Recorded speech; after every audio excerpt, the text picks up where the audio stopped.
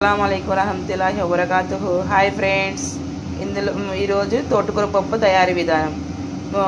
ఎర్రకందిపప్పు half glass, ఎర్రకందిపప్పు half glass. ఇందులో ఏమేమి వేద్దామో చూద్దాం. ఇప్పుడు కందిపప్పుని బాగా కడిగేసాను.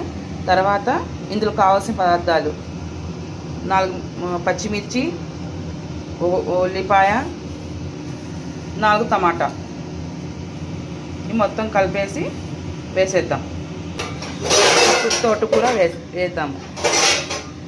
తోటకూర వేసి కొంచెం ఆయిల్ వేసి పసుపు వేసి మూత పెట్టేద్దాం.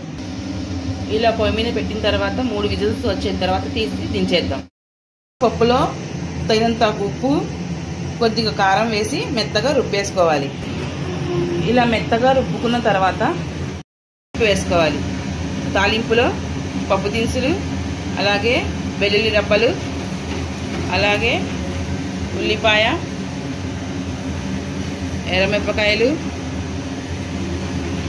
అలాగే కరివేపాకు ఎర్రగా కాల్చుకొని తాలింపు పెట్టుకోవాలి.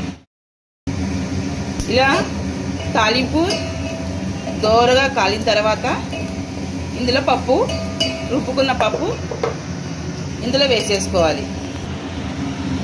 ఇలా పప్పు వేసుకుంటే తోటకూర పప్పు రెడీ అయిపోయినట్టే.